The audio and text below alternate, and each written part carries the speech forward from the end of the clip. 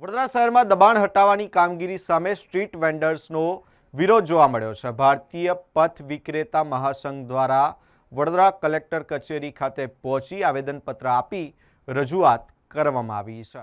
Municipal corporation દ્વારા ચાલી રહેલી દબાણ હટાવવાની ઝુંબેશ દરમિયાન સ્ટ્રીટ વેન્ડર્સ, લારીવાળા અને પથારાવાળાઓને હટાવવામાં આવી રહ્યા હોવાનો મહાસંઘે આક્ષેપ કર્યો છે। સાથે જ વેન્ડર્સનો માલ સામાન જપ્ત કરવામાં આવી રહ્યો છે અને તેમને ગેરકાયદેસર દબાણકર્તા તરીકે દર્શાવવામાં આવતા હોવાનો પણ આક્ષેપ કરવામાં આવ્યો છે।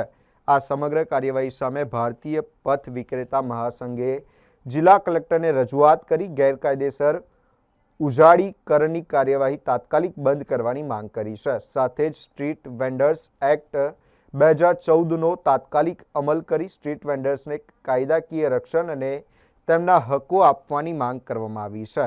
હવે જોવાનું એ રહેશે કે પથ વિક્રેતાઓની આ રજૂઆત બાદ તંત્ર દ્વારા શું નિર્ણય લેવામાં આવે છે। मैं कलेक्टर ऑफिस से आया थे અને આવેદનપત્ર આપવા માટે આવ્યા છે। મારી લારી 2 દિવસથી 2 લારી ઉઠાઈ ગયા છે। કોર્પોરેશનવાળા દાદાગીરીથી ના કોઈ નોટિસ આપી છે, ના કોઈ મને જાણ કરી છે ને 2 દિવસથી આવીને 2 લારી ઉઠાઈ ગયા છે। આ લોકોને જાણવાની દુશ્મની છે, મેં એ પૂછવા માગું છું। મેં રજૂઆત એ કરી કે અમારું આ જે 2014નું પેન્ટર એ છે એનો અમલ કરવામાં આવે, બસ।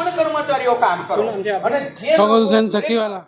7 વર્ષથી હું જય વ્યાસ, અક્ષિતાબેન, વિનોદભાઈ વડોદરાના લારી ધારકો માટે લડી રહ્યા છે। અમે ઘણા આવેદનપત્રો આપ્યા અને એ બધા રગદીની અંદર નાખી દીધા એવું અમને લાગી રહ્યું છે। આખરે અમારે આજે જિલ્લાના વડા કલેક્ટર સાહેબશ્રીના આવેદનપત્ર આપવા માટે આવવું પડ્યું।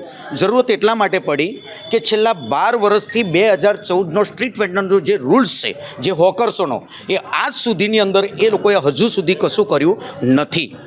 હવે મેં તો એવું કહું છું કે પોતાની રોજી એ લારી ધારકો જ્યારે શાકભાજી હોય કે કોઈ ધંધો કરતા હોય અને પોતાને કમાણી કરીને પોતાની રોજી કમાઈ અને પોતાના પરિવારને ચલાવતા હોય એવા લોકોના આતંકવાદીઓ હોય એવી રીતે ટ્રીટમેન્ટ આ લોકો કોર્પોરેશનના કર્મચારીઓ કરતા હોય।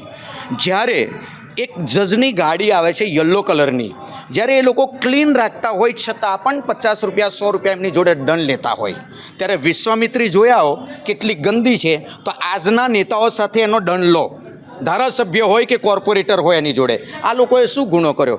છેલ્લા 12 વર્ષથી આ સ્ટ્રીટ વેન્ડરનો રૂલ્સ લાગુ નથી પાડતા અને આ લોકોને હેરાનગીથી કરે છે। અને ચહેરાઓ જોઈને લારીઓ જ્યારે ઉચકી જાય છે, 1500, 2000, 3000, 4000 આ ભારત રાજ્યનો પરિપત્ર છે, છતાં પણ એને પણ ઓગાડીને પી ગયા છે। આજ સુધીમાં કશું કર્યું નથી। એટલે આજે માંગ એ જ છે કે જે 2014નો સ્ટ્રીટ વેન્ડરનો રૂલ્સ છે એ પરફેક્ટ દરેક કર્મચારીઓએ સ્ટડી કરવો જોઈએ અને આ સ્ટ્રીટ વેન્ડરનો રૂલ્સ લાગુ કરવો જોઈએ।